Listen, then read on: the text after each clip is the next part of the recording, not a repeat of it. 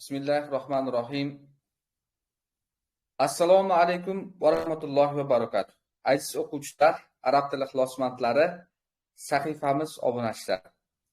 Barchalaringizga xayrli kech. Salomatmisizlar? Kayfiyatlar yaxshimi? Arab tilidagi darslar hammasi zo'r ketyaptimi? Bugun sizlarni aziz o'quvchilar jonli efirda, bugungi bo'ladigan savol-javob jonli efirimizda ko'rib turganimizda nihoyatda xursandmiz. Bugungi bo'ladigan sizlar bilan suhbatimizda Alloh taolo hammamiz uchun, dunyo va oxiratimiz uchun foydali va manfaatli suhbatlardan qilsin.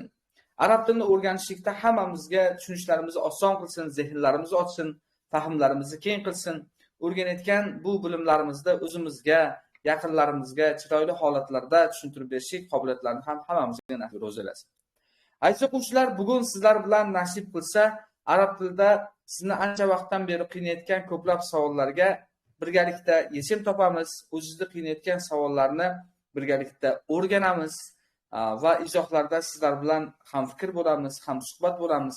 Albatta siz uchun foydali va manfaatli bo'ladi. Efirimizni oxirigacha kuzating. Anchadan beri biz kurslarimizda mana Ramazon oyidan oldin, ro'za oyidan oldin biz darslarimizga yangi maxsus kurslarimizga qabulni boshlagandik. Mana endi hozir nasib qilsa yaqinda 29-mart kuni biz yana katta bir tadbirni reja qilganmiz. 2 kundan keyin nasib qilsa bu tadbirimizda bizni kurslarimizda o'qigan 7-kurs o'quvchilarimiz o'z natijalarini birgalikda nishonlash uchun Toshkent shahriga kelishadi. Shu munosabat bilan biz yangi kursimizga ham qabullarni ochganmiz. Bu haqida ham ko'plab savollaringizga birgalikda yechim topib tushuntirib beraman. Sababi kimda-kim shu birga o'qiyman, astoydil arab tilidagi bilim tajribamni oshiraman deganlarga maxsus oylik to'lovli kurslarimiz ham bor. Bu haqida ham ma'lumotlarni beraman. Aziz o'quvchilar, sizlarga jonli efirim yaxshi, sifatli bo'layotganligini bitta tekshirib olishimiz kerak bo'ladi. Meni ovozim aniq va ravon hamda videoni formati sizga yaxshi ko'rinayotgan bo'lsa, izohlarda yaxshi, ovoz yaxshi yoki yaxshi ko'rinyapti deb yozib qoldiring.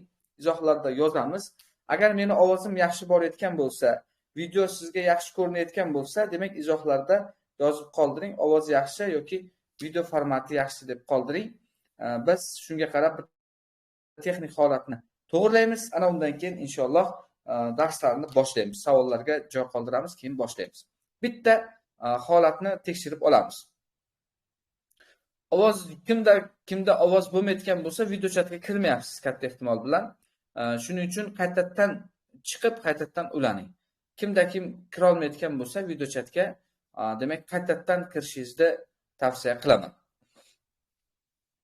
Kimda ovoz yaxshi bo'lsa, ovozim yaxshi borayotgan bo'lsa, video yaxshi kelayotgan bo'lsa, ovoz yaxshi deb yozib qoldiring. Kimda ovoz uzilayotgan bo'lsa, qaytadan video chatga kiring. Sizda aloqa yaxshi bo'lmayotganligi bor. Katta ehtimol bilan sizda yaxshi bo'lmayotgan bo'lishi mumkin. Bilmasangiz, kimda tushunmayotgan bo'lsangiz, yoningizga nevaralarnimi, yaqin insonlaringizmi, tushunadigan kelinlar, farzandlar bo'lsa yoningizga chaqiring. Chunki baribir ozgina yordam kerak bo'ladi to video chatni o'rganib olishingiz uchun. Yaxshi, deyarli juda ham ko'p o'quvchilarimizda ovoz yaxshi kelyapti deb aytishdi. Men bundan juda ham xursandman. Endi aziz o'quvchilar, keyingi holat mana sizlarda arab tilini o'rganishlikda bugungi bo'ladigan suhbatimizni yana ham yaxshi bilib olishlik uchun mana arab tilidagi darajangiz qanaqa? Siz arab tilini 0 dan boshlashingiz kerakmi yoki alifbeni bilasizmi yoki faqat maxraj sifat kerakmi sizga? Yoki qoidalar kerakmi? Bitta yozib qoldiramiz.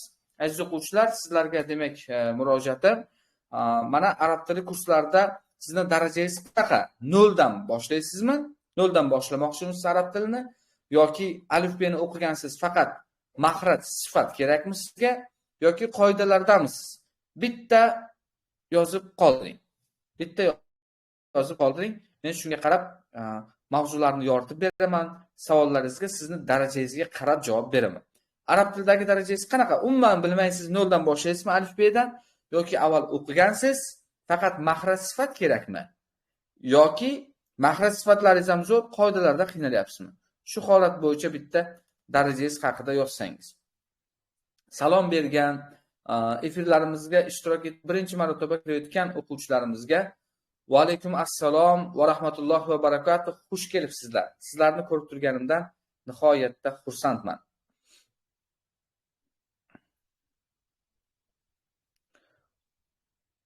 Xo'p, qoidalarda o'tdik. Mahraj va sifatlar deyaptilar. Mahraj deyaptilar. Men qoidalardaman, mahraj sifat kerak. Asosan mahraj sifat ekan-a? Mahraj va sifatlari yaxshi. Endi aziz o'quvchilar, sizlar bilan kelishuvimga binoan 0dagi o'quvchilarimiz ham bor ekan, mahraj sifatlar ham juda ham ko'pchilikni tashkil qilar ekan. Endi hozir sizlarga savol-javob uchun joy qoldiraman. Savol-javob faqatgina sharti. Savol-javob vaqtida biz siz bilan bo'layotgan suhbatimizda o'zimizdagi qiziqtirayotgan savollarni faqat arab tiliga xos bo'lgan o'rinlarini beramiz. Ya'ni, masalan, suralarning ma'nolari, suralarning tarjimalari yoki qiroat qilish qoidalari bo'yicha ayni paytda bizda o'quv markazimizda hamda menda bu darslarni tashkil qilishlik bo'yicha litsenziya va ruxsatnomalar mavjud emas. Diniy mazmundagi savollar, suralarni o'qilishi bo'yicha, qiroatlar bo'yicha, Qur'oni Karim ta'limi bo'yicha beriladigan savollarni albatta tegishli ruxsati bor, musulmonlar idorasi nomidagi madrasalar qoshidagi Qur'on kursidagi darslarga bersangiz, shunda o'rinli bo'ladi va savol berayotganingizda aynan boshlang'ich arab tili bo'yicha berishingizni tavsiya qilaman. Chunki siz bilan bugun aynan boshlang'ich arab tili bo'yicha mahrajlar, sifatlar, to'g'ri o'qishlik, to'g'ri mashq qilishlik, talaffuzlarni go'zal qilishlik, ana undan keyin qoidalarni amaliy nazariy qo'llash, noldan qanday o'rgansa bo'ladi, shu kabi mavzular asosida gaplashsak, yana ham foydali bo'ladi. Keyingisi, savol berayotganingizda aniq ravon bering.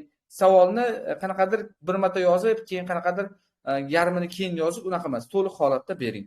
Va kimnidir savoliga javob bermasdan keyingisiga o'tganimiz ozgina kuting, mavridi bilan ketma-ketlikda beramiz. Endi aziz o'quvchilar, savollaringizni yuborsangiz bo'ladi. Ketma-ket savollaringizga ba'zilariga qisqa, ba'zilariga ko'proq, ba'zilariga esa keyinroq javob beramiz. Sababi nimaga desa, ba'zi mavzularni men video qilib beraman, ba'zilarini ovozli qilib beraman, ba'zilarini esa katta bir formatda video chat qilib beraman. Shuning uchun holatga qarab ketamiz. Salom bergan o'quvchilarga barchalaringizga va alaykum assalom va rahmatullohi va barakatuh. Xush kelibsizlar. Sizlarni ko'rganimdan xursandman. Savollar uchun joy qoldiramiz.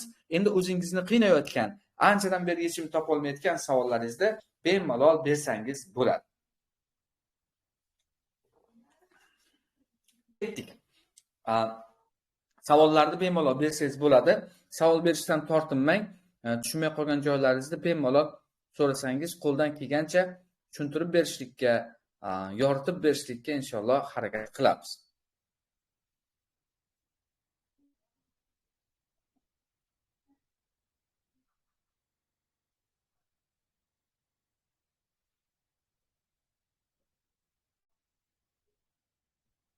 Ketdik. Savollarni o'qishni boshlaymiz. Bismillah.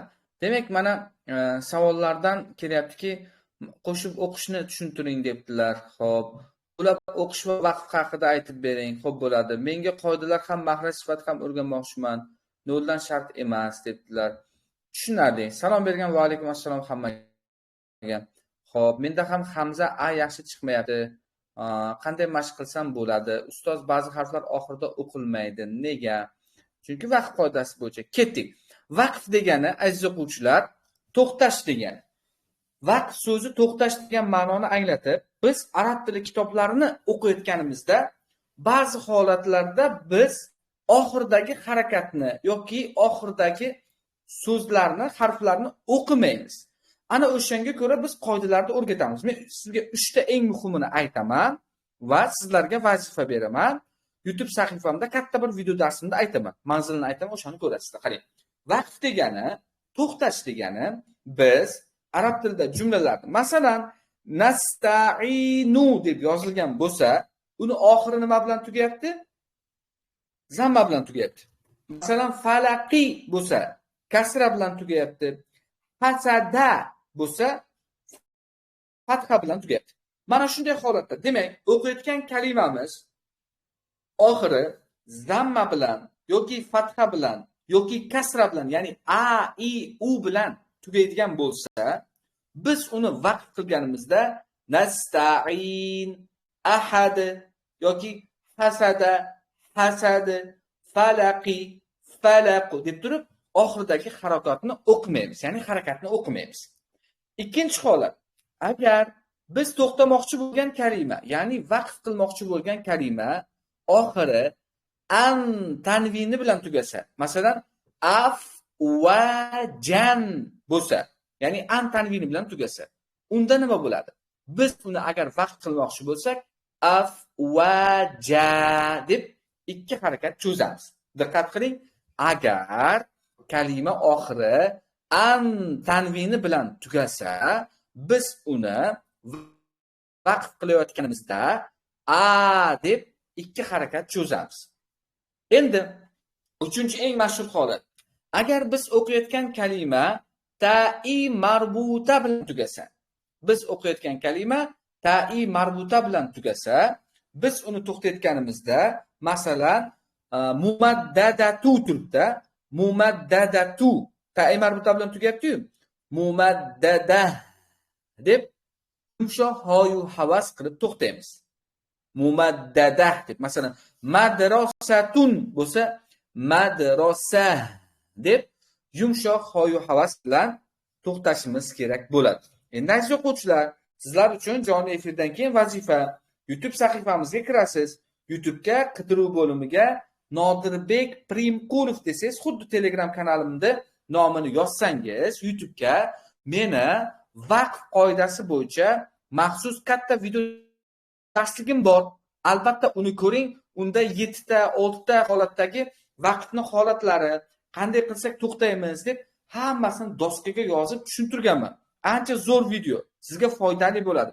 Albatta ko'ring. Faqat ko'rganingizdan keyin like bosib, izohlarda fikrlaringizni yozishni unutmang, sababi siz kabi o'rganmoqchi bo'lganlarga yaqindan bu videolarimiz yordam beradi.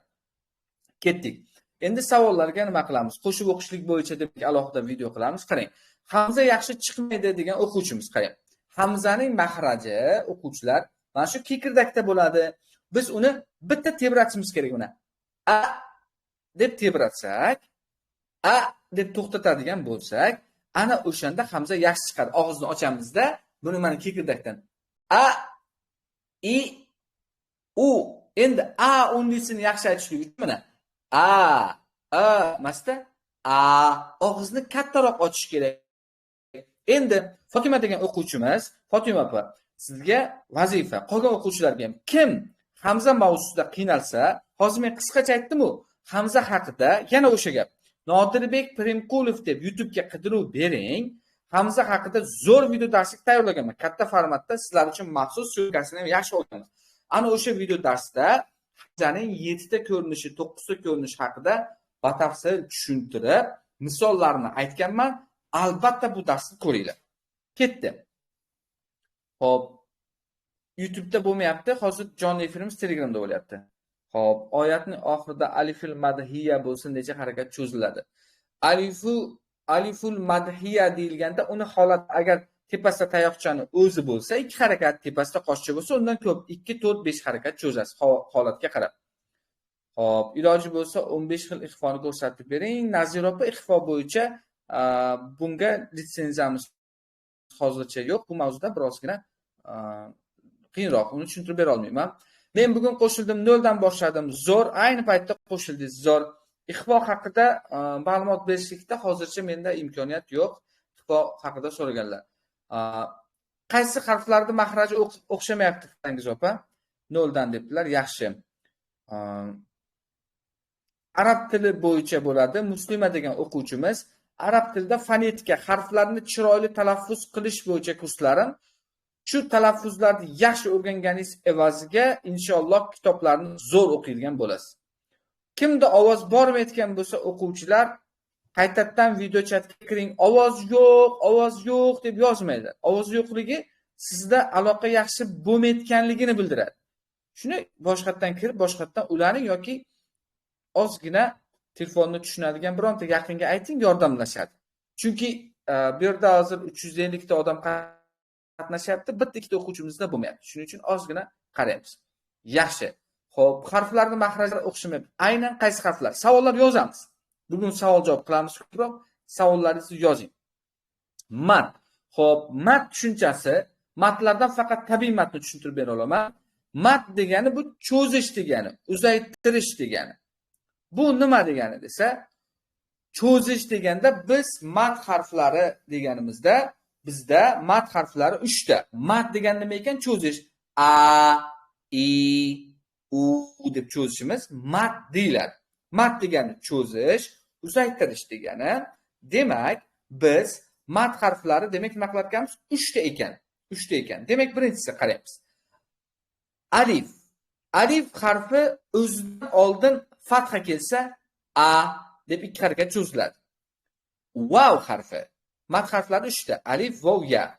Vav harfi o'zida harakatsiz bo'lib, ya'ni sukun bo'lib, o'zidan oldin zamma kelsa u deb cho'ziladi. Ya harfi. Ya harfi o'zi harakatsiz sukun bo'lib, o'zidan oldin kasra kelsa i deb cho'ziladi. Mana shu narsani biz mat deb ataymiz. Mat deb ataymiz. Endi qarang, bunday qilamiz. Matlar demak nima ekan? 3 ta harf ekan. Mat harfi. Matlarda demak talaffuz qilayotganimizda ozgina cho'zib aytar ekanmiz. A, I, U deb cho'zamiz. Unda 2 harakat cho'ziladigan holati bor, 4 harakati bor, 5 harakati bor, 6 harakati bor. Buni inshaalloh YouTube'da ko'plab video darslar orqali ko'rib olsalaringiz bo'ladi. Endi keyingisi. Xo'p, keyingi savolga o'tamiz.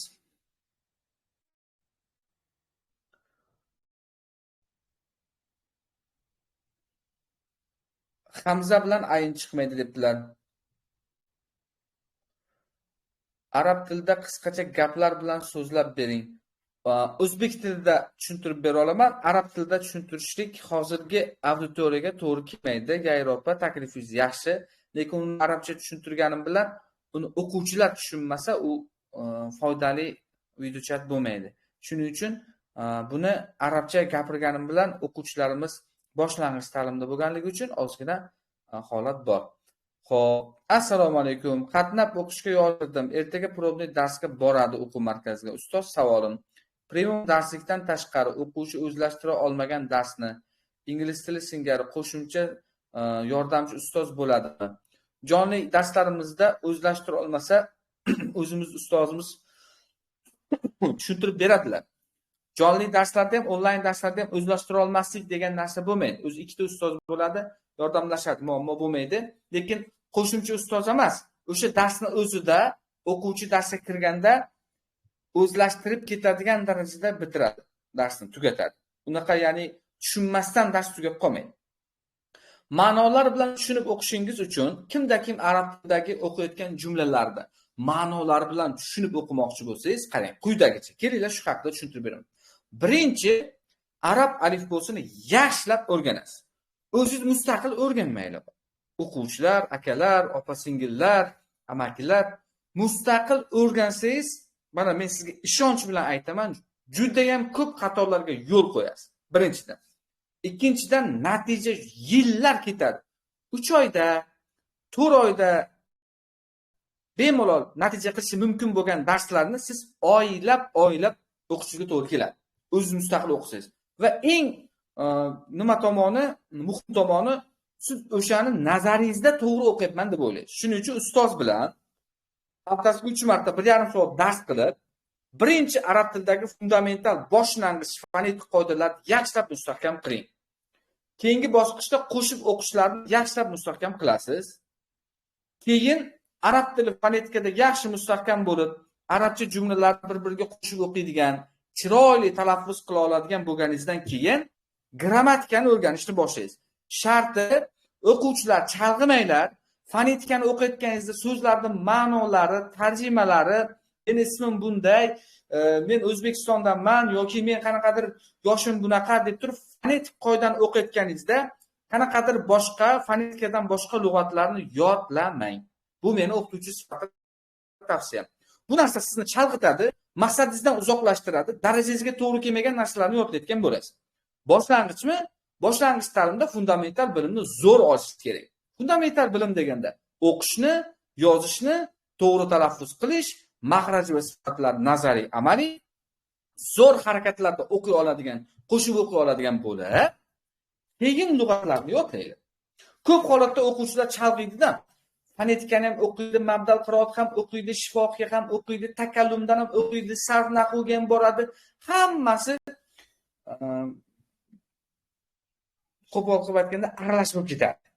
Aralash bo'lib ketadi. Ya'ni bironta narsada oxiriga yetmagan bo'lasiz. Bu narsa yaxshi emas. Ya'ni sizda keyin sustkashlik paydo bo'ladi-da. Men masakan aralashadi. Aslida unaqa intizomini ketma-ket o'qisangiz, masalan, biz maktabga borganda 1-sinfdan keyin birdan 4-sinfga o'tib qolmadik-ku. 1-sinf, 2-sinf, darslar sekin murakkablashib borgani kabi, arab tilida ham shunaqa qiling. Birdan fonetikani tugatib, darhol yuqori darajaga o'tib qolmang. Men gaplashishni xohlayman deyotganlar, birinchi grammatikasini o'rganing, o'zi gapirasiz arab tilida. Ketma-ketligini qiling.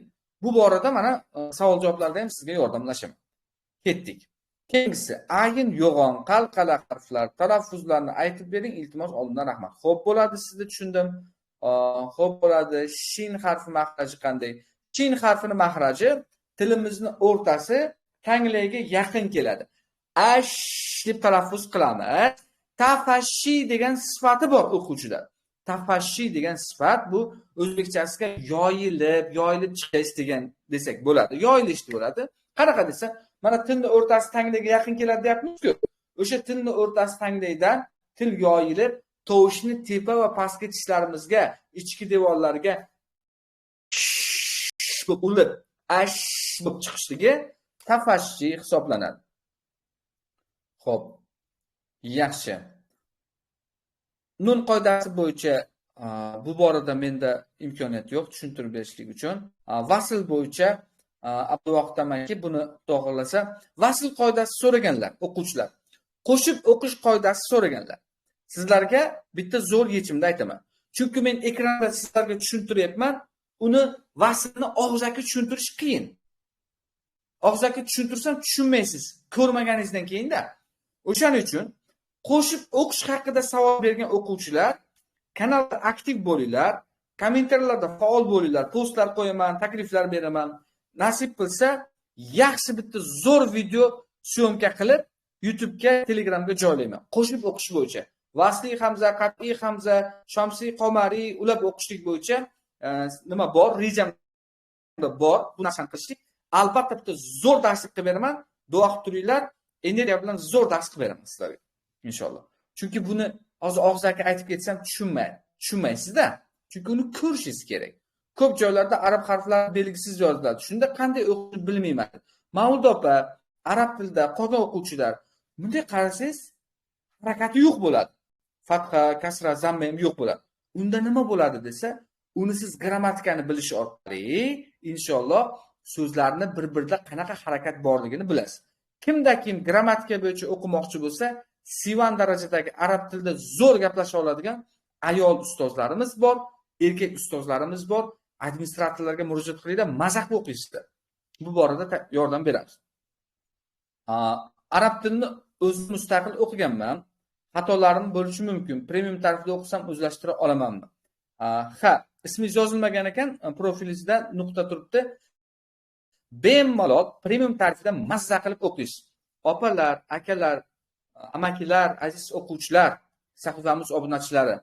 Arab tilida mustaqil o'qisangiz, mana kursimizda o'qiyotgan o'quvchilar ham bor. Endi ko'pchiligi bugun darsga kirishmadi, sababi ular hozir o'zi gruppalarda darsda turishibdi.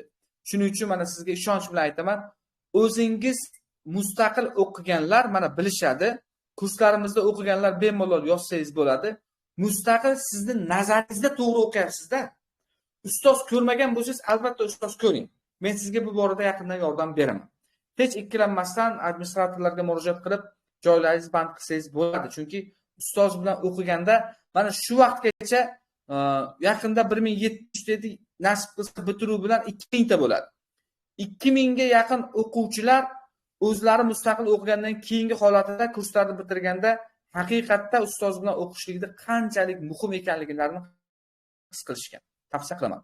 Xo'p, savollarni shu yerga yozasiz. Ha, albatta.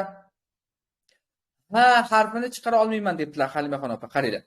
Ha harfi bor-ku, halqumning mana kegirdak bor-ku. Mana shu kegirdakni eng tubidan chiqadi-da, qo'lingiz bilan yengil ushlab, og'izni katta ochib, ha dengda yengil chiqsin. Mana charchagan odam deb nima qilasiz? Bor havoni ha deb bemalol aytsangiz, inshaalloh yaxshi chiqadi. Keyin ha harfida o'quvchilar havo ko'proq chiqish kerak. Ha. Hi. Bu yerda chiqmayapti. Nimaga chiqmayapti desak, chunki siz kelayotgan havoni kam chiqaryapsiz. Ha desa chiqmaydi. Ha. Hi. Hu desak talaffuzimiz zo'r bo'ladi, qarang. Ha. Hi. Hu. Ha. Ko'ryapsizmi? Og'izni kattaroq ochib, chuqur nafas olib, ha desak chiqadi. Til normal holatda tursin, bemalol talaffuz qiling. Shundan inshaalloh o'xshaydi. Keyin qarang, kaliti unda havo ko'proq chiqadi. Mana sukuniy bo'lganda emasda desiz,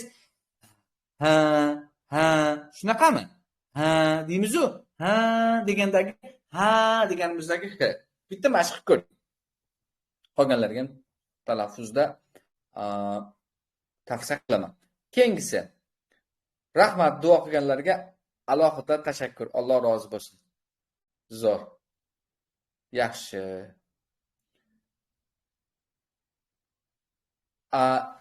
Ayin, dod, sod harflarini chiqara olmayotgan o'quvchilar, siz o'zingiz mustaqil harakat qilayotganligingiz va faqat video chatni o'zida harakat qilayotganingiz uchun o'xshamayapti deyapsiz-da. Shuncha harakat qilsam yo'q. Harakatlaringizni hozir to'g'rilayapsiz hozir. Ayin haqida xo'p bo'ladi.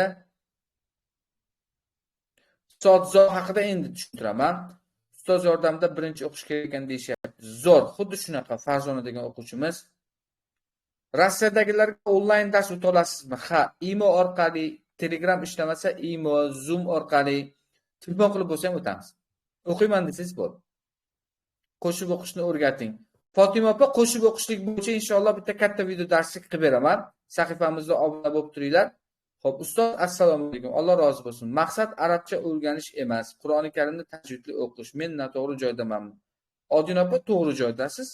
Bizni darslarimiz aynan mahraj va sifatlar bo'yicha bu inshaalloh kelajakda sizni Qur'oni Karimni chiroyli o'qishingizga fundamental boshlang'ich bilimlarni juda ham katta baza bilan beradi. Bemalol o'qisangiz bo'ladi. Zo'r. Onlayn gruppaga yozildim. Hamma tekshirib yaxshi o'rgatadimi? Bilasizlarmi? Yana tekshirib borasizlarmi? debdilar. Ha, xullas shunaqa demoqchi. Onlayn darslardan shu vaqtgacha hech kim norizo bo'lib chiqib ketmagan. Har bitta o'quvchini tekshiramiz, har bitta o'quvchi mana kamerada meni ko'rib turibsizlar-ku. Jonli efirda sizni ustoz, o'zini ustoz kamerasini yoqadi, bitta tekshiradi. Ommatan o'tilmaydi. 200 ta gruppada bitta odam 200 ta gruppaga dars o'tmaydi. 25 kishilik, 15 kishilik bo'ladi. Alohida xuddi go'yoki sinfga bo'linasizda. O'quvchi bo'lib sinfga bo'linasiz. Zo'r. YouTube'da bo'lmaydimi? Yo'q, YouTube'da emas, Telegramda qilyapmiz. YouTube ko'p joyda ishlamaydi. Xo'p, assalomu alaykum Nodirbek ustoz. Va alaykum assalom. 15-apreldan boshlanadigan gruppangizga qo'shilmoqchiman. Albatta qo'shiling, administrator profillarini tashlab qo'yamiz. Administrator nomerlarini ham tashlaganmiz. Telefon qiling. Joylarimiz hozir bor. Bemalol o'qib, maza qilib, energiya bilan dars o'tishingiz bo'ladi. Zo'r. Abduvohid aka, xursandman. Ilmingiz ziyoda bo'lsin. Hozir o'rgataman, ayinda o'rgataman. Albatta, 3 oydan keyin yana kurs ochib gapirishlarni ham o'rgata olmaysizmi? O'rganmoqchi edim. Ha, bo'ladi. Qarang. Bosqichma-bosqich o'rgatamiz. 3 oy fonetika, 3 oy grammatika, 3 oy keyin yuqori grammatika. Shunaqa qilib tayyorlanib ketaverasiz. O'qiyman desangiz, bizda hamma kurslar bor.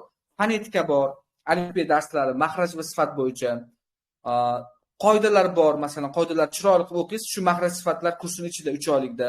Ana undan keyin grammatika bor, so'zlashuvni o'rgatamiz. Arabcha gaplarni o'qiganingizda tushunadigan bo'lasiz. Keyin seferga tayyorlov kurslari bor. Seferni olishlik uchun imtihonlar, hammasi bor. Arab tilida siz o'rganishingiz kerak bo'lgan barcha bilimlar bor. Offlaynga yozilsam qachondan boshlanadi o'qish? Gulchehra opa, offlayn darslarimiz Toshkent shahar Chorsu bozorining yonida joylashgan. Offlayn darslarimiz asosan individual tartibda hamda mini gruppa shaklida bo'ladi. Katta guruhlar emas, mini gruppada bo'ladi. Men o'qidim sizni gruppangizda. Natija zo'r. Zo'r Rushan opa. Tanidim sizni. Yashang. O'qib Qur'oni Karimni zo'r chiroyli o'qiy olyapman, qo'llab o'qiyapman. Rahmat ustoz. Foydali bo'lganligidan xursandman Rushan opa. Alloh ilmingizni ziyoda qilsin. Necha oyda o'rganib bo'lamiz mustahkam? 3 oyda intizomli o'rganasiz. Shu vaqtgacha 8 marotaba bu kursni muvaffaqiyatli amalga oshirdik. Inshaalloh bu 9-si. Salom bergan hammaga va alaykum assalom va rahmatulloh. E'zoza degan profildan kirayotgan o'quvchimiz, ustoz, 0 dan o'rganmoqchiman. Qayerdan o'rgansam bo'ladi? 0 dan o'rgatadigan kursimizga yangi qabul bor. Kursimizda o'qisangiz bo'ladi. Xo'p, ovoz past kirayotgan bo'lishimda ovozni ko'tarasiz zo'g'ini. Dilafruz opa. Assalomu alaykum. Ayollarga albatta ayollarga ayol ustoz o'tadi, erkaklarga erkak ustoz o'tadi. Ayollar, erkaklar aralash o'qitmaymiz. Ayollarga ayol ustoz o'tadi. Va alaykum assalom. Qonuniymi bu o'qish? Qo'rqmasdan o'rgansak bo'ladimi? Ha, albatta. Bemalol qo'rqmasdan o'rgansangiz bo'ladi. O'quv markazi sertifikati, diplomlari, litsenziyalari bor. Ya'ni Toshkent shahrida o'quv markazimiz bor, manzilimiz bor, telefon nomerlarimiz bor. O'quv markaz mahsuloti cheklangan jamiyat, ya'ni nodavlat ta'lim muassasasi va darslarimiz ham, jonli efirlarimiz ham albatta qonun bilan amalga oshiriladi. Noqonuniy diniy ta'lim yoki qanaqadir javobgarlikka tushib qolmaysiz. Xo'p, keyingisi H harfi gap orasida T bo'lib ham o'qiladi. Shuni farqlashga qiyin. Qarang. Zulqumon opa, H harfi gap orasida degani so'zlarning ichida T bo'lib ketadi deganingiz bor-ku, u T bo'lib ketmaydi. Uni tepasida ikkita nuqta bo'ladi. Ana o'sha ta'i marbuta deyiladi. Ta'i marbuta. Bu haqida YouTube'ga yana bog'lanasizlar. YouTube'ga dars qo'yganman ta'i marbuta haqida. O'sha ta'i marbuta nuqtasi bo'lgani uchun T deb o'qiymiz. Lekin ta'i marbutani biz to'xtatganimizda H qilib to'xtaymiz. Masalan, humazat deb yozilgan bo'lsa, humaza deb to'xtaymiz. Tushunarli bo'ldi. Yaxshi. Endi Abdurahmon aka, assalomu alaykum va rahmatulloh. Sizda o'qiganman debdilar, lekin menda ba'zida ko'rinmayapsiz. Ismingiz menimcha Abdurahmon emas, ismingizni yozib yuboring, balkim qaysi gruppada o'qiyotganingizni ko'rib beraman. Chunki profilingiz menda nik chiqmayapti-da. Balkim profilingiz o'zgargan bo'lishi mumkin. O'shanda balkim shunday bo'lishi mumkin. Hammaga aytsak, qo'shsak maylimi? Ha, Shukrona degan o'quvchimiz. Ha, qo'shsangiz bo'ladi. Kursni o'qidim. Endi qanday kursni o'qiyman? Abduvoq tamaki qo'shib o'qish qoidalari degan kursimiz bor. Shuni o'qiysiz. Endi kelinglar, bitta savolga berib, kelinglar bunday qilamiz. Bitta ish qilamiz. Birinchi savollaringizga javob beraman, keyin maksimal darajada kurs bo'yicha ham savollaringizga javob beraman. Birinchi bilimlarni tushuntirib olayin, keyin yana savollaringizga javob beraman. Ketdik, aralash bo'lyapti-da. Boshladik. Qayda? Ayin harfi. Mana halqumni tubidan boshlab ketamiz. Yana savollar berasizlar, javob beraman. Hali ishlaymiz sizlar bilan. Halqumni eng tubidan ha harfi chiqadi. Ha harfini kimda kim chiqara olmayotgan bo'lsa, opa-singillar, aziz o'quvchilar, amakilar, qaraymiz. Bunday qilamiz mana. Ha desak, mana halqumni nimasini ushlab olamiz. Ha. Hi. Hu deyotganimizda og'izni kattaroq ochamiz. Ha. Ko'proq havo chiqaramiz. Shunda chiqamiz. Ha desak chiqmaydi. Shuning uchun ha deymiz. Og'izni kattaroq ochamiz. Bu birinchisi. Ikkinchisi, sukun bo'lganda ham ko'p havo chiqaramizda, sal xotirjamroq, bemalolroq. Deymiz. Ha deymiz, o'shanaga o'xshaydi. Deymiz. Ko'proq havo chiqaramiz. ida lablar yoyiladi. I deymiz. Uda lablar oldinga. U deb aytadigan bo'lsak, inshaalloh keyin qoringa ko'proq nafas olib, ha, hi, hu, ha. Qarang, og'izni ochyapman. Hi, hu. Faqatgina tanaffus bilan yoki charchagan odam kabi. Deganimizda ko'proq havo chiqyapmiz-ku. Ana shunday talaffuz qiladigan bo'lsak, inshaalloh yaxshi talaffuzga erishasiz. Yaxshi talaffuzga erishasiz. Endi halqumni o'rtasidan chiqadigan ha harfi bilan ayn haqida aytaman. Yuqoridagi savollarni hammasini jamlayapman. Savollarni shularni yig'ib kelyapman. Qarang. Halqumni o'rtasidan ayn, birinchi ayn o'zi nima tovush berishini tushunib olaylik. Xo'pmi?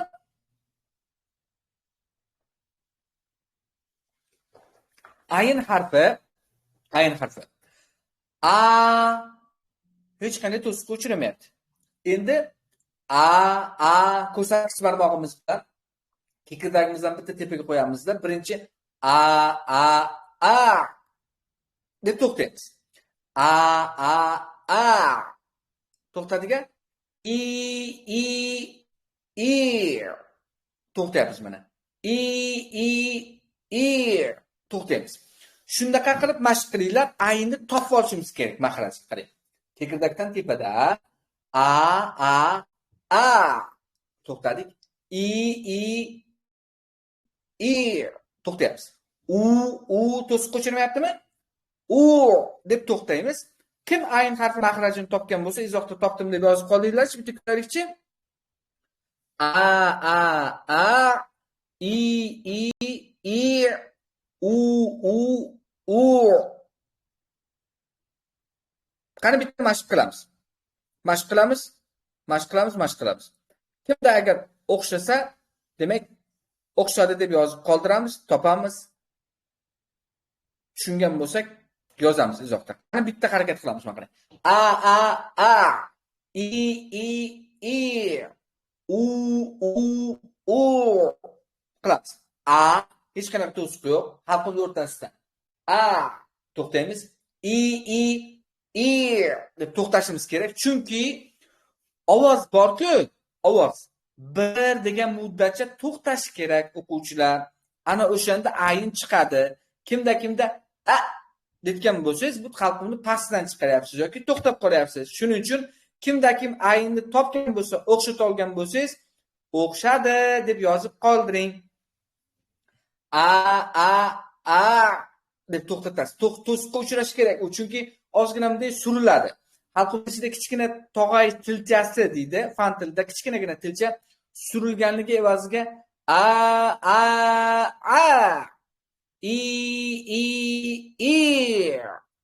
u desak, ayinni topamiz inshaalloh. Bu sukunli holatda. Yana mana qayda. I u to'xtatyapmiz, ha? Endi aziz o'quvchilar, biz ayn harfini harakatli holatda aytamiz. Harakatli holatda yaxshilab tushunib olinglar. Harakatli holatda biz ayn harfini birinchi tomog'idan aytib, keyin aytamiz. Tomog'idan aytib, keyin aytamiz. Bu nima degani? Siz birinchi desangiz chiqmaydi-da. Desangiz chiqmaydi, qarang. Birinchi tomog'idan aytamiz, keyin deymiz. Tasavvur qiling, mana shu yerda ha bo'lganda yoki g'o bo'lganda keyin g'a deyapmiz-ku. Keyin g'a deganimiz kabi, bu yerda birinchi ni keyin ni aytamiz. Shunda deb aytamiz. Masalan, ajabi. Bu ayinning harakatlisi. Endi sukunlisi qarang. Ajabi. Qarang, tilimni qarang. Tilimni orqaga qaytaryapman, bosing. Ana o'shanda ayin chiqdi, qarang. Ayinni ikki xil holatda qarang. U deyapmiz, u. Masalan, u bu harakatli, sukunlisi esa to'xtaymiz. I to'xtaymiz. U to'xtaymiz. Kimda o'xshamayotgan bo'lsa, bu normal holat. Chunki birdan o'xshamaydi-da bu. Birga ishlaymiz. Sizda eshitmayapman, men faqat sizga tushuntiryapman. Shuning uchun aytayapmizki, boshidan beri shu qiyin harflar uchun ham mahraj sifatlarga kursda yozasangiz, bitta eshitasizda, uni eshitish kerak. Mana bu yerda hozir 400 ga yaqin odam bor, uni eshitish mushkulroq. Lekin uni yo'llarini aytamiz, qandaydir fonetik qoidalarni o'rganishda sinovda aytaman. Qarang. Tomog'ingizda a yo'q, hech narsa yo'q. Endi sukunli holatda so'zlarni aytaman, qarang. Ja'lu. Kimda ja'lu desiz o'xshamayapti. Chunki siz aynni ushlashingiz kerak mana. Og'izni katta oching. Ja'lu. Bir muddat ushlang. Bir deguncha. Ja'lu. Ja'far. Ja'far. Mana shu ikkita so'zni yaxshilab aytasiz. Aynni sukunli holatda o'xshata olgan bo'lsangiz, o'xshadi deb yozib qoldirasiz. Qarang. Ayn sukunli bo'lganda o'xshashligi uchun birinchi a ni aytasiz, keyin ayni aytasiz. Ayni aytasiz. Shunda qarang. Ikkita so'zni aytayapman, qarang. Ja'lu. Ja deb to'xtaysiz bir muddat. Ja'lu. Keyingisi Ja'far. Mana bu yerda o'xshagan bo'lsa, o'xshadi deb to'xtashlikda qarang. Ja'far. Ja'lu. Endi savol, har doim a deb og'izni katta ochamizmi? Yo'q, unaqa emas. Biz topmagunimizcha shu ayn harfi tabiiy holatda o'zi chiqib ketguncha shunaqa mashq qilamiz, xolos. Doim kitob o'qiyotganda a deb aytamanmi demak, unaqa emas. Unaqa bo'lmaydi. Bu o'zi qiyin harf emas. Bu harf yumshoq harf. Yumshoq deganda istifola, jahr, infitah. Bu harfi emas. Mana, til ochiq mana. Ko'ryapsizmi? Endi bitta aytib ko'ramiz, kimda o'xshasa yozamiz izohlarda. Ja'far. Ja'far. Ja'lu. Ja'far. Ja'lu. Kimda o'xshagan bo'lsa, izohlarda bitta yozamiz o'quvchilar. Zo'r. Minnatdorman debdilar. Zo'r, Nargiz opa. Xursandman. Ilmingiz ziyoda bo'lsin. Zo'r. Endi keyingi jarayon. Yana kimlar? 400 ga yaqin o'quvchi qatnashyapti, aziz o'quvchilar. Izohlarda faol bo'lamiz. Shunchaki tinglovchi bo'lmang, arab tilida birga ham fikr bo'laylik. Izohlarda qancha ko'p yozsangiz, bu shuncha yaxshi. Faolligingiz, aktivligingiz ko'rinadi. Izohlarda yozishni qanday ekanligini bilmaydigan o'quvchilar yonlaringizga, tanishlaringizga olinglar, yordamlashadi. Chunki ko'p video chatlar uchun albatta bir-birimiz bilan gaplashib turishimiz kerak. Zo'r. Ayn zo'r chiqdi debdilar. Zo'r, xursandman. Endi aziz o'quvchilar, xulosalab olamiz. Ayn o'zi tomog'ini o'rtasidan chiqar ekan. Halqumni o'rtasidan chiqadi. Halqumni o'rtasidan chiqadi va halqumni o'rtasidan talaffuz qilayotganimizda birinchi a ni aytib, yaxshilab mantiqan tushunmay qarang. Ayn o'zi qanaqa tovush ekanlar ko'pchilik tushunmayapmiz-ku. Qarang. Ayn o'zi a degan tovushni beradi. A degan tovushni beradi. U tomog'ning o'rtasidan kelayotgan tovushni 70% to'silib qolishidan chiqadi. 70% to'siladi. 100% emas. Bo'lmasam shidda bo'lib qoladi. 70%. Ana o'shani evaziga nima bo'ladi? Tovush ozgina suriladi, baynaga o'xshab. Bunday bo'lib suriladi. Ana endi nima bo'ladi desa, a bu shidda qilib qo'ydingiz. A desangiz, a deb to'xtatsangiz, ana shu bayniya bo'ladi. Kimda ayn chiqmayotgan bo'lsa, yaxshilab mantiqan tushunib olaylik, aziz o'quvchilar. Aynda birinchi mabitda ekanligini his qilib, bu ayn harfi harakatlimi masala yoki sukunlimi? Harakatsizmi? Shunga birinchi e'tibor qarating, qarang. Ayn harfida sukunli bo'lganda mana aytdim. Ja'far. Unda to'xtaysiz. Ja'far, ja'lu. To'xtayapmiz. Endi harakatli bo'lganda ajabi, ajam. Bunda mana qarang, ajam demayapman. Chunki u yerda ayin birinchi a, keyin a, keyin ajam, ajab deb aytilyapti. Ko'pchiligimiz ayinni chiqara olmasligimizdagi asosiy masala uni kalitini bilmayapmiz. Chunki ayinni sukunlini ham bir xil o'qiyapmiz, harakatlini ham bir xil o'qiyapmiz. Shuning uchun birinchi yaxshi tushunib olaylik o'quvchilar. Ayin demak harakatli bo'lganda birinchi a, keyin a. Shunda a, i, u. Bu harakatlisi. Sukunli bo'lganda birinchi a, keyin a degan tovush. A, i, u deb to'xtaysiz. Bir-biridan farqini tushunyapsizmi? Ya'ni ayin harakatli bo'lganda a, i, u, sukunli bo'lganda ani aytib keyin tomoqqa tushamiz. A, i, u. Endi so'zlarni aytaman. Ajam, ajab, amal, ilmu, umru, jam'u. Bularning hammasi harakatli. Ajam, ajab, amal, ilmu, umru, a deb mana harakatlantirib aytyapmiz. A deb. Endi sukunli holatda ja'lu, ja'far, a'budu, a'la, i'mu. Ko'ryapmizmi? Bu yerda esa ayn harfi sukunli holatda bo'lyapti. Yana bir zo'r joyini aytaman. Oldingi yillarda ham aytganman. Buni ko'pchilik eshitgan bo'lsa kerak. Takror jon qilmaydi. Ayn harfini harf bilan aytsangiz, birgalikda aytsangiz, topib olishingiz, uni birgalikda talaffuz qilishingiz ancha yaxshi bo'ladi. Hozir sizga mashq qilib beraman. Agar ajrata olsangiz, keyin izohda yozasiz, o'xshardi deb turib, agar yoqqan bo'lsa, zo'r deb yozib qoldirasiz. Bo'ptimi? Zo'r deb izohda qoldirasiz, shart shu. Qarang. Aynni birinchi aytishdan oldin aynni matnni o'qiyapmiz, masalan. Matnni o'qiyotganimizda birinchi hni aytamiz, o'rta ikkalasi bitta joydan chiqadi-ku. O'shaning uchun birinchi o'rta ha, hi, hu deganda aytamiz. Ana undan keyin aynni aytamiz. Qarang. Hajam, ajam, hajab, ajab, ilmu, ilmu, umru, umru, jahlu, ja'lu, hab, hab, ab, ab. Mana shuni mashq ko'ringlar, qarang.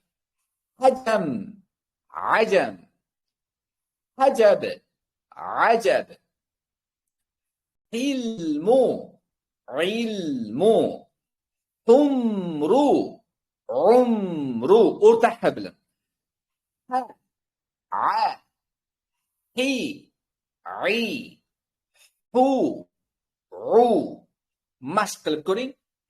Ha, a, hi, i, hu, u. Ah, a, ih, ir, u. Kimda o'xshasa, zo'r deb izohlarda yozib qoldiring. Ket. Zo'r. Tursun opa, xursandman. Ilmingiz ziyoda bo'lsin. Rahmat.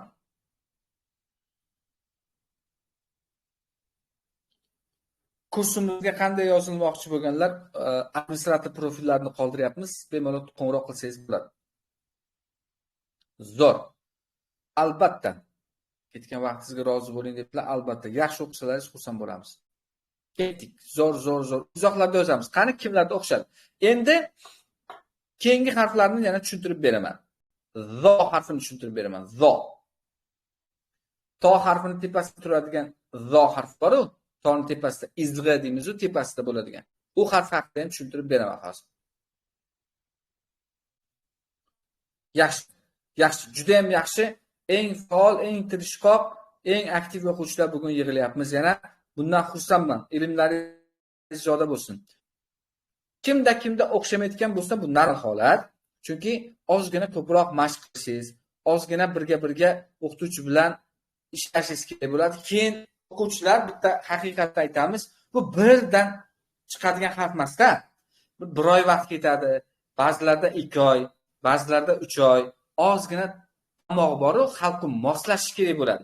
Shuning uchun ruhiyatlaringiz tushib, meni qo'limdan kelmas ekan, men endi yoshim katta bo'lib qoldi, endi sal keyinroq, yo'q, unaqa emas. Unaqa emas. Sizni yoshingiz kattaligi yoki meni zehnim pastmikan, menga emasmikan, unaqa narsalardan yiroq bo'linglar. Unaqa emas. Hammaning imkoniyati bor. Hammani qo'ldan keladi. Bo'liboq jonli efirda ishtirok etayotgan o'quvchilar, sahifamizdagi o'quvchilarga o'zimdan ham ko'ra sizlarga ko'proq ishonaman, bemalol qo'lingdan keladi. Bu narsa bor. Ya'ni kam-kamdan intizomli ishlab borilsa natija bo'ladi. Yaxshi metodikalar, yaxshi life hacklarni, to'g'ri yo'nalishni olsangiz, barcha harflar inshaalloh chiqadi. Tomog'da bo'ladi. Ayin harf qiyin emas. Unaqa u darajada murakkab emas, faqat tushunib olishingiz kerak. O'shan joyi bor. Tushunib olsangiz topishimiz ham oson bo'ladi. Inshaalloh. Yaxshi. Xo'p, endi arab alifbosini tugatganman, bemalol qo'shib o'qiy olaman. Qoidalarni ham ozgina bilaman. Sizning kurslaringizda qanday o'qiy? Agar mahraj va sifatlaringiz bo'yicha Nargiz opa muammo bo'lsa, mahraj sifat bo'yicha 0 dan boshlab o'qitamiz. Qo'shib o'qishni biladiganlar ham 0 dan boshlab o'qiydi bizda. Hammani bir xil 0 dan o'rgatamiz, boshqatdan yaxshilab o'qiymiz. Shukron opa, gruppamizda maxsus oylik to'lovlari bor. Administrator profillarini qoldirganman. Telefon qilib gaplashsangiz bo'ladi. Kurslarimiz faqatgina yopiq holatda odam soni cheklanadi. Menda ko'rinmay qoldingiz, qotib qoldi. Qaytadan ulaning. Qanaqa qilib qo'shilamiz? Buni aytdim. Men 3 oyda chiqarganman. Xo'p, shunaqa. Yaxshi. Endi o'quvchilar, keyingi harfimiz bu zo harfi. Kimda zo harfini talaffuzi bo'yicha muammolar bor? Agar sizda ham muammo bo'lsa, izohlarda yozinglar. Muammo bor deb yozinglar. Men bitta ko'rayin.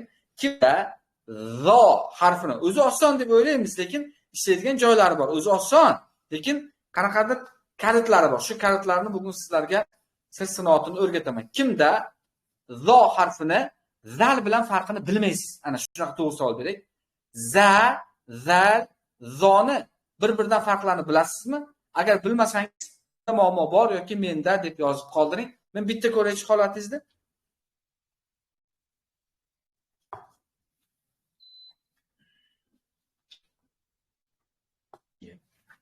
Chizlashib ketdim bu. Kimda zo, xursandman. Kimda z bo'yicha muammo bor? Arab tilida zo harfi hamda zanni bir-biridan farqini bilmaysiz. Bitta izohlarda yozib qoldiramiz.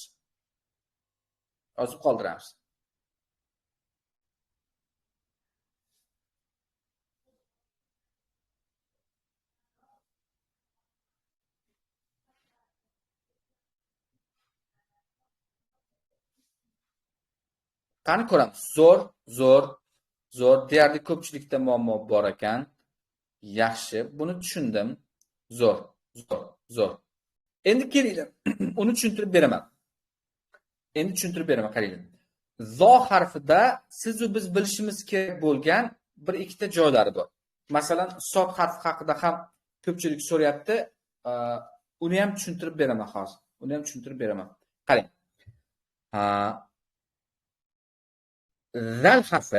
Zal harfi til uchi yuqori tishlardan birozgina chiqishi orqali talaffuz qilinadi. Qarang. Zalni mahraji tilni uchi yuqori tishlardan birozgina chiqadi. Tilimni qarang holatini. Za, zi, zu deb aytamiz mana. Za, zi, zu. Keyingisi.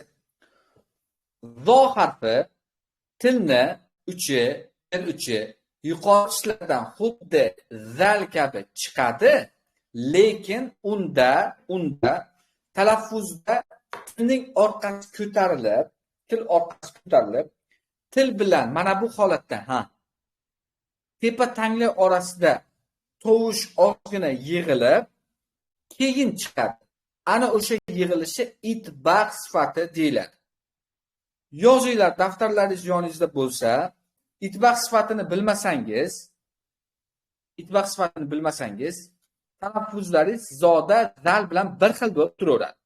İtbaq sifati bu harfning ziddi bor sifati bo'lib, bu sifatda talaffuz vaqtida til va yuqori tanglar orasida tovush cheklanadi, tovush dimlanadi, tovush qamaladi. Mana shu qamalishlik, tovushning birozgina qisilib, dimlanib chiqishligi itbaq sifati deyiladi.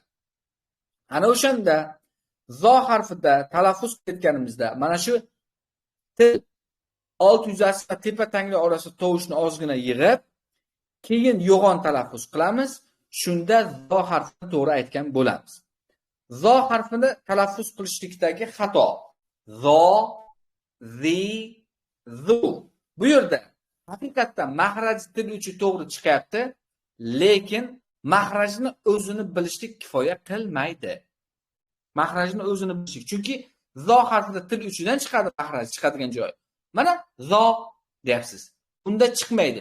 Chunki unda til orqasini ko'tarishingiz kerak va til bilan tanglar orasida tovush chiqadi. Shunda zo deb aytamiz. Zo, ya'ni deb tovushni yig'ib, zo deb ayting. Ana mana bu yerda tovush ozgina yig'ilsin. Keyin zo, zi. Qarang, kasrada ham zi deb aytyapmiz. Zi deb. Ana o'sha kasrada bo'ya zi deyatdik-ku. O'shanda tovush yig'ilmayapti. Endi yig'amizda zi, zu. Ozgina mubolag'a qilib aytaman, qarang. Zo, zi, zu. Zo, zi, zu. Xato talaffuz. Zo, zi, zu. Tovush to'g'ri o'tib ketyapti. Mana bu yerda to'g'ri chiqyapti. Shuning uchun itbaq sifati bo'lmayapti sizda va talaffuzingiz xato chiqyapti. To'g'ri yo'li tovush yig'ilishi kerak. Mana qarang. Chuqur nafas olamiz.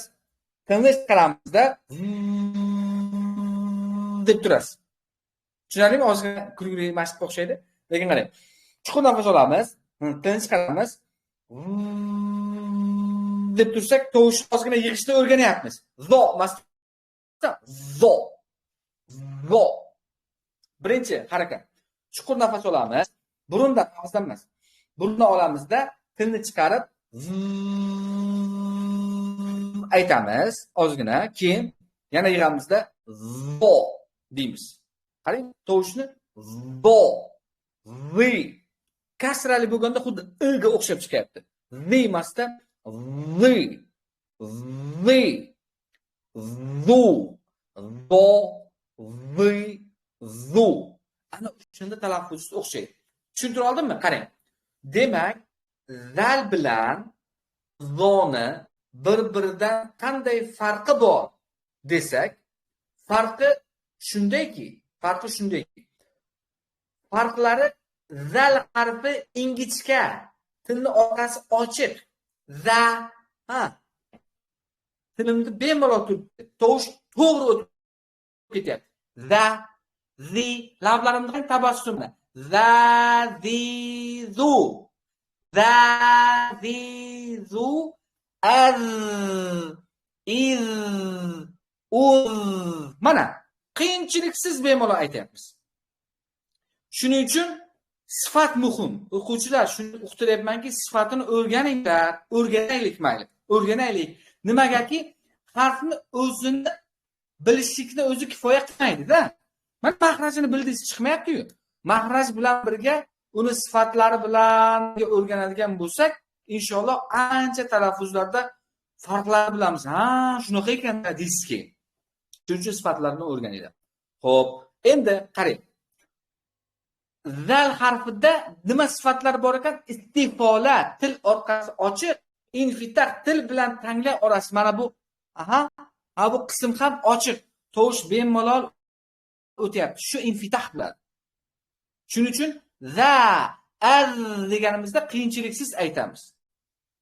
Bemalol aytamiz. Tovush bemalol chiqadi, yoyilib chiqadi. Endi zo harfimizda esa til orqasi ko'tarilib, til bilan tanglar orasida ham tovush ozgina yig'ilib, keyin chiqadi. Demak, zal harfimiz ham til uchidan, zo harfimiz ham til uchidan chiqadi mahraji. Za harfimiz ham, zal harfimiz ham jahr, zo harfimiz ham jarangli. Endi sifat nima kerak desa, o'sha ba'zi sifatlar bilan bir-biridan ajratib turadi. Zal harfimiz ingichka, infitah ochiq ekan, zo harfimiz istilo yo'g'on va itbaq dimlanar ekan. Shu e'tiboridan garchi ularning mahrajlari bir bo'lsa ham, sifatlari ularni ajratib turadi. Shunda farqini bilasiz keyin. Shuning uchun mana zo deyotganingizda za, endi odobsizlik demanglar, tilimni ko'rsatishim kerak qanaqa chiqayotganini mana. Za, zo. Tovush yig'yapmiz. Zo, zi, zu, za, zi, zu. Sukunli holatda qarang. Az ingichka, az yo'g'on. Chunki zni tovush yig'yapmiz. Iz ingichka, iz yo'g'on. Uz ingichka, uz yo'g'on. Keling birgalikda hozir mashq qilamiz. Agar farqini bilgan bo'lsangiz, ajrata oldim deb yozib qoldirasiz. Shu shart bilan. Faqat aktiv bo'linglar, yozinglar. Qarangiz. Za, zo. Za, zo. Ikkalasidan bitta joydan chiqadi. Faqat yo'lda til ko'tarilyapti nargisi. Zi, zi. Zi deyotganingiz bor, vibratsiya bilan i'ga o'xshab chiqadi. Zi. Zu, zu. Zo, zi, zu. Za, zi, zu. Mana shunaqa mashq qiling, og'izlaringizni katta-katta oching faqat. Ya'ni za desiz chiqmaydi, zo desiz chiqmaydi. Zo, zi, zu desiz zo chiqadi. Endi keyin izohlarda yozing. Ajrata olgan bo'lsangiz, izohda yozing. Keting.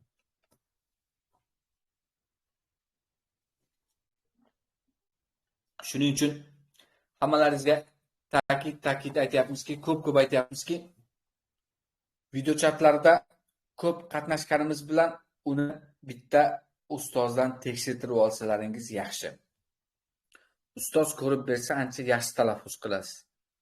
Sifatlari bilan o'qiydigan bo'lsangiz, yillar davomida kitoblarni xatm qilayotgan bo'lsangiz, yillar davomida o'zingiz mustaqil o'qiyotgan bo'lsangiz, bitta kursni bitirganingizdan keyin hali ko'p narsalarni hali yaxshi tushunmaganligingizni his qilasiz. Chunki men o'zimdan kelib chiqib aytmayapman, tajribam, shu vaqtgacha 2000 ga yaqin o'qigan o'quvchilarning feedbacklari deymiz, fikrlari, izohlari, ana o'sha narsalarni ajratishlikda endi tushundim degan narsalardan hisoblab aytaymanki, shuning uchun maxsus yopiq kurs o'tamiz. Gruppada 400-500 ta odamni o'qitishlikka jismonan yetmaydi. Hattoki hozirgi o'quvchilarimizga ham ulgurib bitta tekshirib chiqadi. O'zim ham.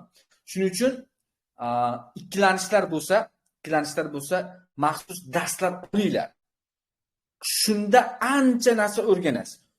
O'quvchi men bilaman degan narsa ko'plab narsani bloklaydi o'zingizda. Bilaman bularni ajrata. Lekin eshitsangiz, umuman farqi boshqacha va sifatlari bilan o'rganishlikda borku, siz taqlidan o'rganmaysiz, kalitini bilasiz.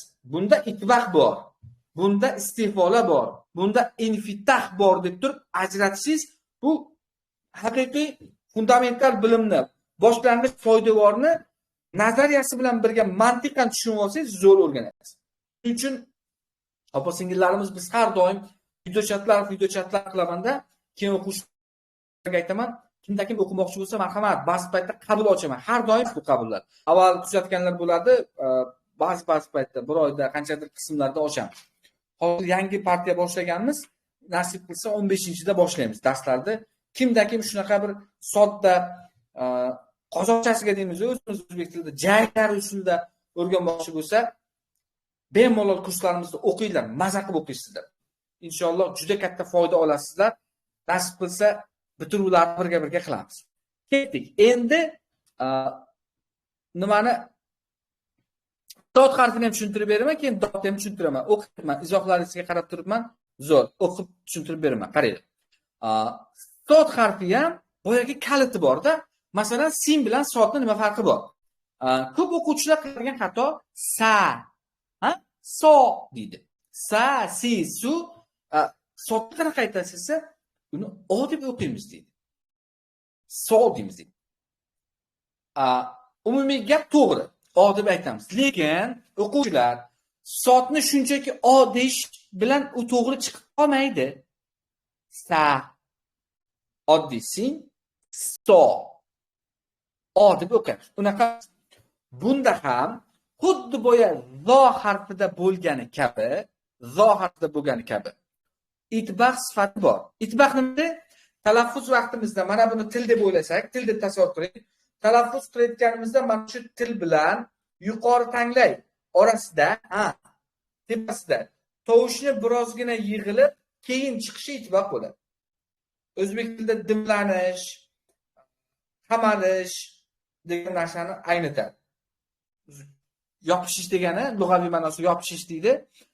Umumiy hisobda qamalish, dimlanish deb tushunsangiz bo'ladi. O'shanda qarang. So emasda tovushni yig'amiz. Yuqori va pastga jaqishlarda chuq nafas olib deb turing. Tovushni borada deb turingizlar. Yuqori va pastga jaqishlarni bir-biriga jamlangda. Nafas olingda deb bosim qiling. Xuddi ana mashinani balonda ana havo chiqarganda tus o'tib bosim chats o'tadi. Bosim bo'ladi. Xuddi shunaqa. Shunaqa bosim bilan deb turing. Chuqur nafas oling.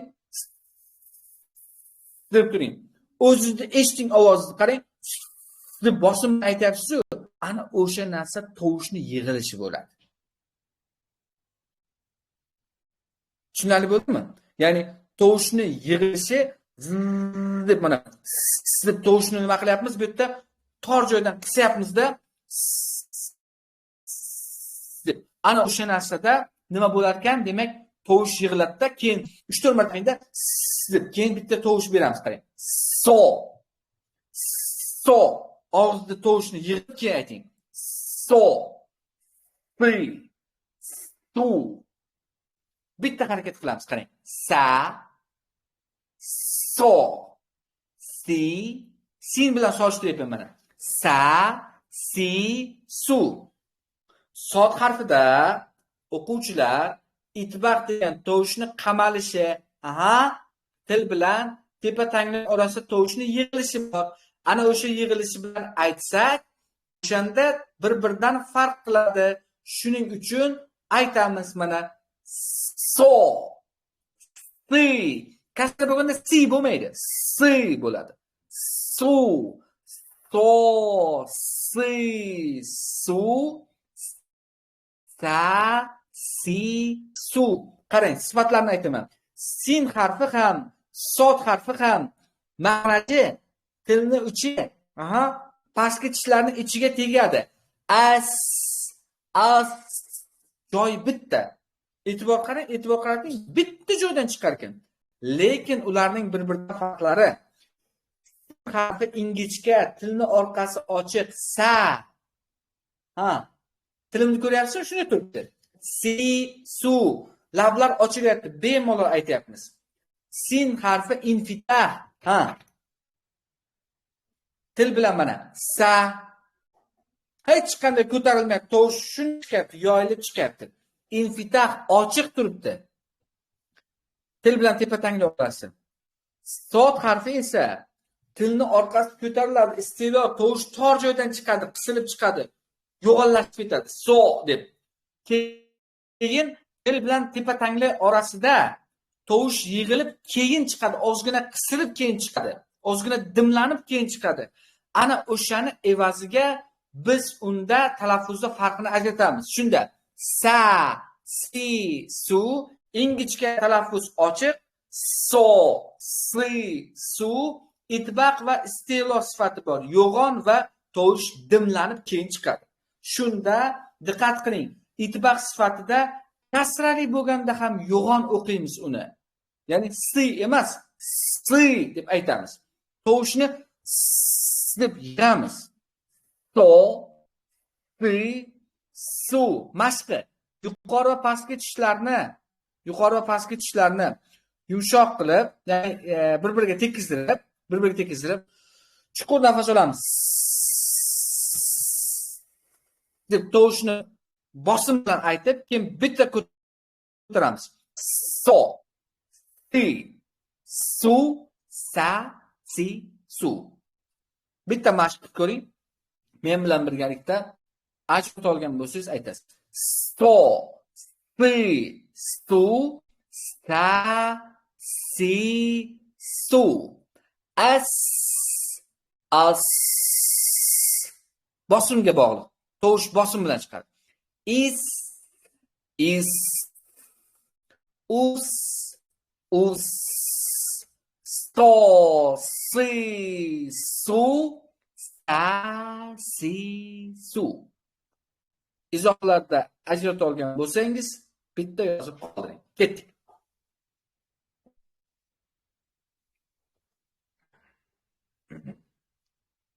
Bormi mashq qilayotganlar? Ajratib olganlar bormi? Izohda yozamiz.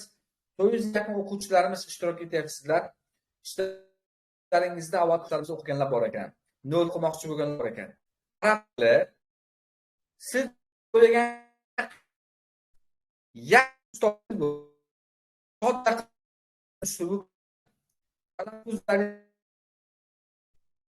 tekshiradigan bo'lsa, o'qiysizlar. Bo'ladi. Mana bu shuning uchun bir soat endi shu 3 oy o'qiysiz. 3 oylik sizni mehnatingiz bir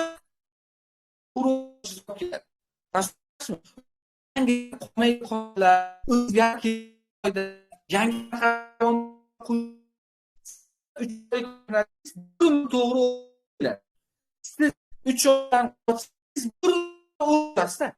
Chiqmagan, to'g'rimikan, noto'g'rimikan. Va yana qayta ta'kidlayman, o'quvchilar, ustozsiz o'qimaylar. Ustozsiz harakatlaringiz juda ham qiyin bo'ladi. Har xil mavzularni eshitasizda noto'g'ri ketadi. Shuning uchun albatta ustoz lozim tuting. Ustoz ko'rmagan shogird degan maqollar ham bejizga aytilmagan. Zo'r. Ketdik. Endi go'zal tushuntiryapsiz dedilar. Rahmat, xursandman. Yaxshi, ajratib oldim debdilar. Zo'r. Sukunlikda yo'g'on sot ozgina bosim bilan chiqadi. Ozgina bosim bilan qiladi. Endi o'quvchilar, aziz o'quvchilar, dot harfi haqida gaplashamiz. Dot harfi. Dot harfini mahraji sizlarga boyagi bitta narsalarda tushuntirib ketyapman. Keyin mana kurs haqida ham so'rayotganlarga ularga ham nima qilaman. Shoiz opa, rahmat, Alloh rozi bo'lsin.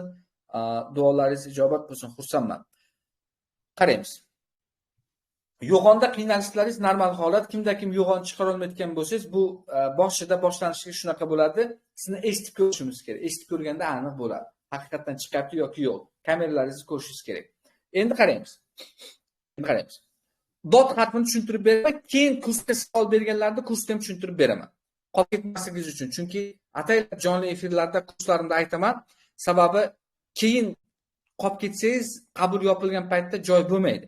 Shuning uchun hozir o'qiyman deganlarga tushuntirib beraman, hozir aytaman. Birinchi faqatgina yaxshilab dotni aytaman, qaranglar. Dot harfning nomi. Ko'pchilik dot so'radi yuqorida, shuning uchun jamlab ketyapman. Dot harfning nomi yo'g'on d tovushini beradi. Bu harf o'zbek tilida ham yo'q, boshqa dunyo tillarida ham uchramaydi. Dot harfimizning mahraji qanaqa desa, dot harfimiz mahraji quyidagicha mana. Tilimizni ikki yoni tepa jag tishlarimizga ko'tariladi. Tilimizda ikki yoni tepa jag qismimizga ko'tariladi, ya'ni jag qismimizga ko'tariladi. Va tilni oldi, old qismi tepa milklarni yengil yopadi. Diqqat qiling, ataylab yengil nomiga yopadi deyapman. ohista deymiz nomida. Nimaga desa, agar siz dod harfini ad deb tilni oldiga bossangiz, talaffuzingiz xato bo'ladi. Ad desangiz talaffuzingiz xato bo'ladi. Shuning uchun o'quvchilar til oldini yengil qo'yasiz. Uni maqsadi nima desa, undan asosiy masala tilni kelayotgan tovush orqali yopishlik. Tilni nima qilamiz? Bu yerda turishidan maqsad ovoz tekshiraveramiz. Ovoz qo'tyapti, yashyapti. Tilni qo'yishdan asosiy maqsad kelayotgan tovushni yopish kerak, havoni yoqib turish kerak. Shunda dod harfimizda tilni ikki yonini tepaga al deb ko'taramiz. Yoningizda daftaringiz, ko'pchilikda uzilish. Qolganlarda ovoz yaxshimi? Bitta tasdiqlab olinglar. Video kamera ovoz yaxshi kelyaptimi? Bitta tasdiqlaymiz. Tashatda. Lekin ular korporativ deganda. 1 2 3. Ovoz boryaptimi?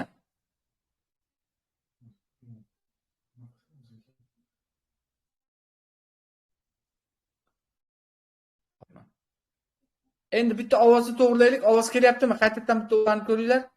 Ovoz bormi?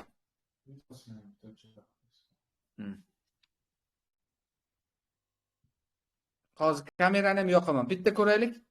Bitta to'g'rilaylik. Uzilish bo'lib qoldi hozir menimcha.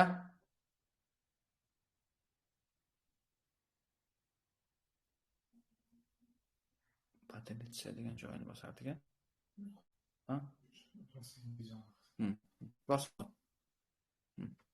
Xo'p, yaxshi. Ovozni bitta to'g'rilaymiz. Ovoz. Hammada yaxshimi? Bitta to'g'rilab olaylik. Eng kulminatsiyasida. Eng zo'r joyda deydi. Zo'r bitta to'g'rilaylik, bitta hammada. Yaxshilami? Kamera, men ko'rinyapmanmi? Zo'r. Yaxshi, ha? Zo'r. Alhamdulillah. Chiqib qolmay dod o'tamiz. Endi qaraymiz. Dod harfida istitola degan sifat bor. Istitola degan cho'zilish desangiz bo'ladi. Cho'zilish degani. Nima bo'ladi bu desa, kim dod harfini chiqara olmayotgan bo'lsangiz, ikkita kaliti bor. Itibaqligi bor, istitolaligi bor. Itibaq degani nima degani desa, boya gaplashdik, tovush ozgina yig'ilib keyin chiqadi. Tovush ozgina yig'ilib dodda keyin chiqadi. Istitoladachi? Istitola bu ko'pchilik eshitgan bo'lishingiz mumkin. Tovushni boru, tilni yonidan yoyib chiqishligi. Tilni mana til desangiz, mana shu yerdan tilni o'sha negizdan bu yoqqa qarab yoyilib bu mabita tovush boru, tovush bu tilni yonidan aytishingiz. Tovushni mana shu tilni yon tomonidan tepajaq qismlariga deb cho'zilib aytilishligi istitola bo'ladi. Shuning uchun siz dod harfini talaffuz qilishingizda tilni chiqarmaysiz. Vo deb aytilmaydi. Ko'pchilik aytadiki, masalan, talaffuz qilayotganda deydi, tilni chiqarib vo desa, vo chiqadi. Unaqa emas. Vo emas. Til chiqmaydi umuman. Til chiqmaydi. Shuning uchun tilni yonidan do deb aytamiz. Tilni yoni jag tishlardan vo bo'lib chiqmasligi kerak. Xo'p, yana uzilyaptimi?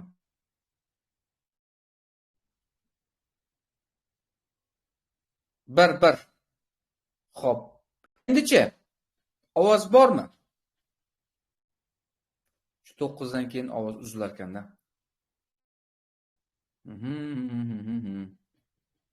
Endichi 1 1 2 3 1 1 ovoz bormi? Bitta tasdiqlab o'ramiz.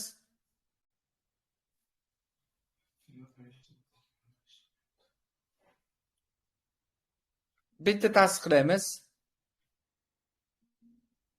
Qolganlarda ham yaxshimi? Men mana gapirib turibman. Ovoz yaxshimi?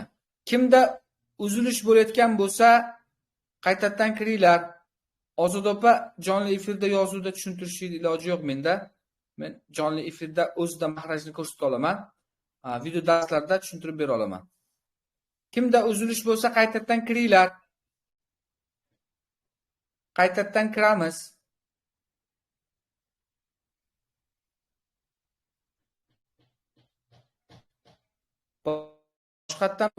Boshqatdan ulanamiz. Internet muammosi. Aytavering. Yaxshi, ketdik. Aziz o'quvchilar, mana kimdadir qotib qolayotgan bo'lsa, aylantirasizlar, eshitayotganlarga tushuntirib ketaveraman. Yana videolarni ham tushuntiraman. Qarang. Dod harfida demak istitola degan sifat bor. Dod harfida istitola degan sifat bor. Istitola nima degani desa, istitola tilning yonidan tovushning uzayib cho'zilib chiqishligi istitola deyiladi. Siz dod harfida tilni oldini adda deb bosim qilmaysiz. Tovush tilning yonidan chiqishi kerak. Bo'p cho'zilib chiqsa, ana o'shanda inshaalloh talaffuzingiz go'zallashadi. Dod harfidagi eng asosiy kalit uning itba hamda istitola sifati bor ekanligi hisoblanadi. Shunda siz do deyotganingizda tovushni ostini yig'ib do, di, du deb aytasiz. Sukunli bo'lganda ab deb 1 2 degan sanaguncha muddat ushlab turasiz. Ab, id, ub deb aytasiz. Ana o'shanda dod harfi to'g'ri chiqadi. Dod harfini talaffuz qilayotganingizda, talaffuzda biz do deyotganimizda birinchi tilni yonidan deb tovushni yig'ib olib, do deyishimiz kerak. Do deb aytmaysiz, tilni chiqarmaysiz. Tilni oldidan do deb aytmang, tilni yonidan ayting. Mahraji shu. Tilni yon tomonidan, ha. O'sha chap tomonga moyilroq qilib do desangiz, ana o'shanda talaffuzlaringiz yaxshi chiqadi inshaallohul karim. Tushunarli bo'ldi? Yaxshi. Endi dod harfini birgalikda talaffuz qilamiz. Do, di, du. Do, mana deb yig'ayapman. Do, di, du. Sukunli bo'lganda ab 1 2 to'xtaymiz. To'xtatamiz. To'xtatamiz. Ko'pchilik qiladigan xato, qanday xato deyilsa, talaffuzda ab, id, ud, d deb tovushni chiqarib olsangiz, xatoga yo'l qo'ygan bo'lasiz. Shuning uchun aziz o'quvchilar, talaffuz qilayotganimizda tovushni ozgina yig'ib ab deb tilni yonidan aytishimiz orqali talaffuzga to'g'ri ergan bo'lar ekanmiz. Hozir 1 daqiqa.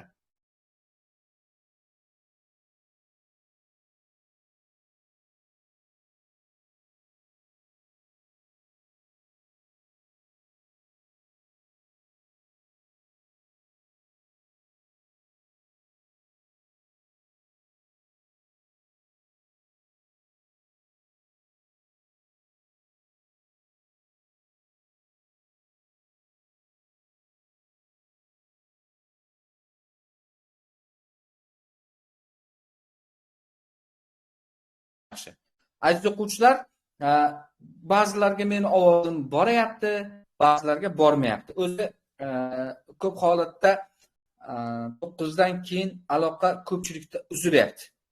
Bu men tomonlamami desak, hamma tomonidan ham bo'layotgan ekan. Endi bunday qilamiz. Meni ovozim borayotganlarga ham tushuntiraman, bormayotganlarga ham tushunib turaman. Qanaqa bo'ladi desa, o'zi dot harfi bilan o'zi yakunlamoqchiman. Dot harfi mana xulosalaymiz. Istitola degan qo'shimcha sifat bor ekan. Ziddi yo'q sifati istitola. Bu sifat qanaqa bo'ladi desa, bu sifatda dot harfida tilning ikki yonidan tovushni yoyilib uzun bo'lib chiqishligi istitola bo'ladi. Tovushni qamalishi bor. Ab aytganimizda tovush qamaladi. Tovush qamalganda 1-2 deganchalik ushlab turamiz. Ab deb ushlab turishimiz kerak bo'ladi. Aziz o'quvchilar, bugungi jonli efirimiz siz uchun foydali va manfaatli bo'ldi degan umiddaman. Ko'pchilikka ovoz eshitilmayapti, ko'pchilikka meni ovozim bormayapti. Shuning uchun boya yuqorida ta'kidlaganimiz kabi kurslarimizda o'qimoqchi bo'lganlar, arab tilida mana shu ayn, dot, zo, xo, ha shu kabi ko'plab harflarni talaffuz qilishligini mirdan sirgacha deymiz-ku, sodda usulda, jaydar usulda o'qimoqchi bo'lganlar uchun arab tilida maxsus 3 oylik kursimizga yangi qabulni boshlaganmiz. Kimda kim o'qimoqchi bo'lsa, bemalol hozir video chatdan so'ng administrator profilini hamda telefon raqamlarini qoldiraman. Hozirroq joyingizni band qiling. Sababi kursimizga qabulni men bir necha kun oldin boshlaganman. Ko'plab o'quvchilar o'z joylarini band qilib, arab tilidagi o'z bilim tajribalarini aynan biz bilan oshirishga tayyor bo'lib turishibdi. Joyimiz soni cheklangan. Kam sonli odam bilan ishlaymiz. Vaqti bilan kurslarni ochaman. Bu hozir sizga o'tayotgan darslarim bitta qanaqadir efirdagi bir master klasslarimiz. Sizga o'tiladigan darslar eng yuqori formatdagi o'zimni aynan o'zim o'tgan darslar orqali bo'ladi. Ya'ni darsning muallifi menman, ya'ni mendan dars olasiz degan, sodda qilib aytganda. Shuning uchun kursda hech ikkilanmasdan o'qishni tavsiya qilaman. Bu video chatlarda ko'plab odamlarga tavsiya qilamanki, sifatlarni o'qiylik. Sifatsiz harflar yaxshi chiqmaydi. Talaffuzini o'chirib olmaymiz. Maxraj sifatlarni yaxshilab chiqarsangiz, bir umr to'g'ri o'qiy olish imkoniyatiga ega bo'lasiz. Shuning uchun aziz o'quvchilar, bu kurslarimizni hammalaringizga tavsiya qilaman. Bu efirlardagi qatnashayotgan o'quvchilarimiz 3 oy vaqt mobaynida birgalikda ishlaydigan bo'lsak, juda ham katta natijalarga erishamiz. Kursimizni sodda qilib aytadigan bo'lsam, ayollarga ayol ustozlar o'tadi. Erkaklarga erkak ustoz o'tadi. Haftasiga 3 marta. Premium tarifimizda 2 soatdan, VIP tarifimizda 1,5 soatdan, VIP tarifida haftasiga demak 4 marta dars bo'ladi. Premium tarifda haftasiga 3 marta dars bo'ladi. Bunaqa imkoniyatdan maksimal darajada foydalaninglar. Muhammadali Botirov, qaraysiz, ko'rdim, yozganingizni ko'ryapman, barakalloh. Xo'p, endi o'quvchilar, bu kursimiz kimlar uchun? Arab tilida maxraj va sifatlarni aniq, ravon, Nodirbek siz bilan birgalikda chiroyli tarzda o'rganaman. Ustoz ko'rishim kerak. Menga shunaqa energichni ustoz kerak. Sodda usulda, oson usulda, yoshim katta, jonli efirlar orqali yaxshi bilim olishim kerak degan arab tilida o'z ustida ishlamoqchi bo'lgan, haqiqiy ixlosmand, muxlis, arab tilidagi bilim darajasini oshirmoqchi bo'lganlar uchun. Ertan o'rganaman, indin o'rganaman, keyinroq o'rganaman deb ortga surayotganlar uchun juda ham qo'l keladi. Darslarni noldan boshlaymiz. Oylik to'lovlari bor. Haftasiga 3 marta sizga arab tilidagi mutaxassislar, B2 sertifikatiga ega bo'lgan, madrasada o'qigan, mahatda o'qigan, bilim darajalari yuqori bo'lgan ustozlarimiz ta'lim berishadi. Kurslar haqida batafsil ma'lumotlarni hozirgi efirdan so'ng qoldiraman. Hozir biz o'quv markazidamiz. Joylarimizni band qilish uchun bemalol murojaat qiling. Katta raqamlarini tashlab qo'yaman. Alimbek va Muxlisa nomidagi kartaga boshlang'ich to'lovni qilib, joyni band qilib, 15-aprelga qadar amalga oshirsangiz bo'ladi. Barchalaringizga ushbu kurslarimizni tavsiya qilaman. Arab tilida sizga bor bilimlarimni ulashtirishga shaxsan men hamda ustozlarimiz jamoasi bunga tayyormiz. Bugungi efir uchun barchalaringizga rahmat. Alloh taolo ilmlaringizni ziyoda qilsin, tushunishlarimizni oson qilsin. Sizlarni barchalaringizni maxsus onlayn joy va makon tanlamas 15-aprelda boshlanadigan kursimda kutib qolaman. Assalomu alaykum va rahmatullohi va barakatuh. Rahmat barchangizga. Salomat bo'linglar. Yaxshi kunlarda ko'rishaylik. Eng muhimi, arab tilini ustozsiz o'rganmanglar. Birgalikda o'rganishga biz tayyormiz. Rahmat barchaga.